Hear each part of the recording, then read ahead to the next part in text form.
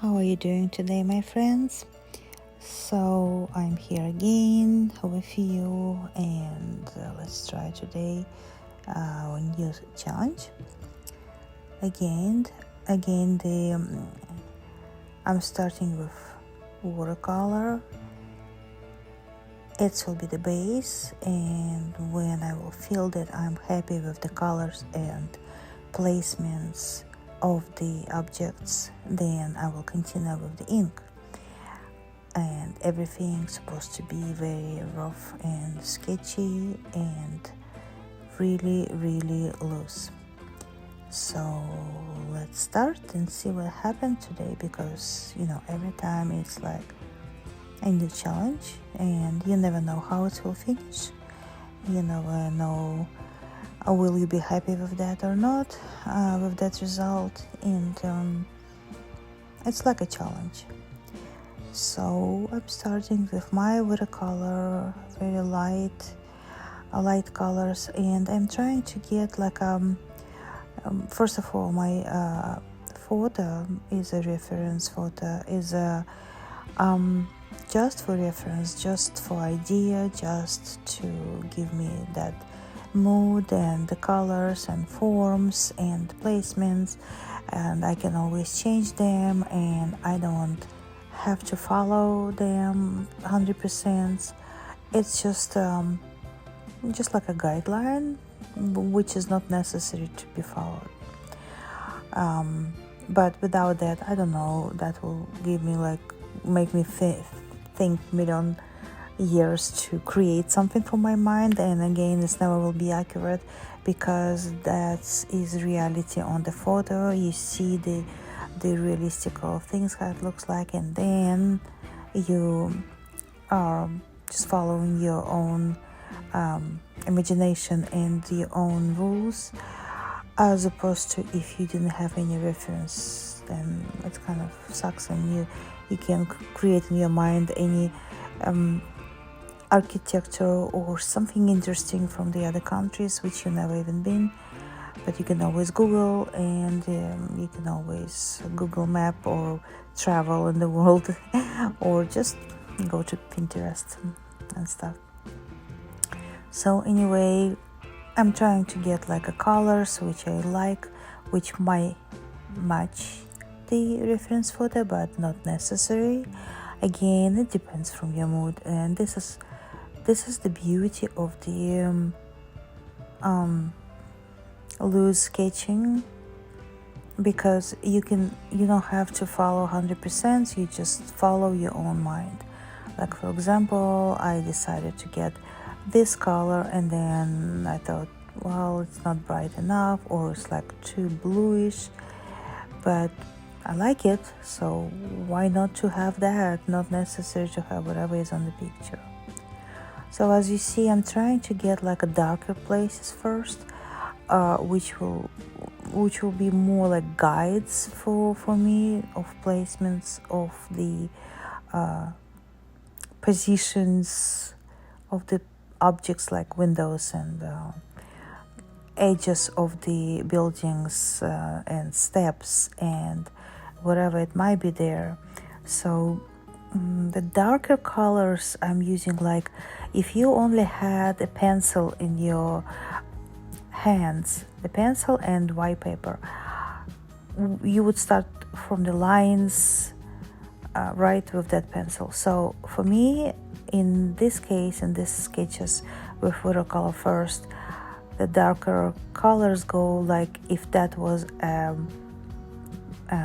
pencil, which will kind of I'm drawing with these lines, visual guides of the of whatever I'm drawing today. And also they're colorful, and I'm trying to follow the colors, but I can change them anytime, as you see. So this is what I'm doing right now, trying to make like darker places and form the objects.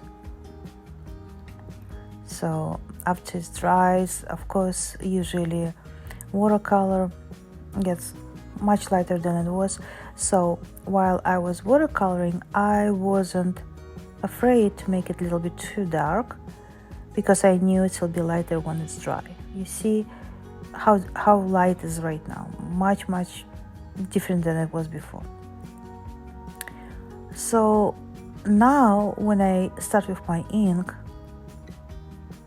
I know kind of where things will be. I'm just giving them more precise forms, not precise of course, but better form, better characteristics of the subjects I see now. And so as you see, I have like more details here and there with the lines, and also with the line I'm using thick and thin lines as well, thickness. This will give me more character of the objects. So for example, I'm starting with very thin, just to kind of show the positions, let's say so. So it's like just to settle down things. And also, since watercolor got lighter, it doesn't show that much strict lines, the forms. So I'm kind of more guessing right now, whereas everything, if I didn't have photo reference right now, I would just be guessing. So these thin lines of the ink help me to kind of return back more darker lines from the watercolors, which almost disappeared when they got dry. I hope you understand what I mean. I'm trying my best. So you see, I'm still drawing with the lines till I finish, till I think that it's good enough. And then after that, I will add some thickness of the lines, and that thickness will give more taste and more characteristics, and more like explanation of the what's going on in here, and more mood. So again, you see how loose am I, because it's a loose sketch, because you're the boss here and you do whatever you want. And if you feel you want to go with this line, it's your line. And you see, now I start to add some thickness and darkness with, you see these lines, there's nothing precise, because it's in the mood. I feel it. I feel like there's darkness. I got to the point. So now I do what I want, like Cartman said. So right now I'm emphasizing the darker spots, and it gives so much more character for this little place, and I just love it. So you still continue, and you see I still continue to using thick and thin lines. So I'm still using thin, but in some spots which I obviously know that there will be the darkness, so why to wait, and I will just give right away the darkest spots. And again, these steps, they're closer to us than for example the right window in the right. So that window kind of with thin lines, maybe I'll add some darkness, but the steps are closer, so the lines are supposed to be darker and thicker. It's like a little perspective in here is going on.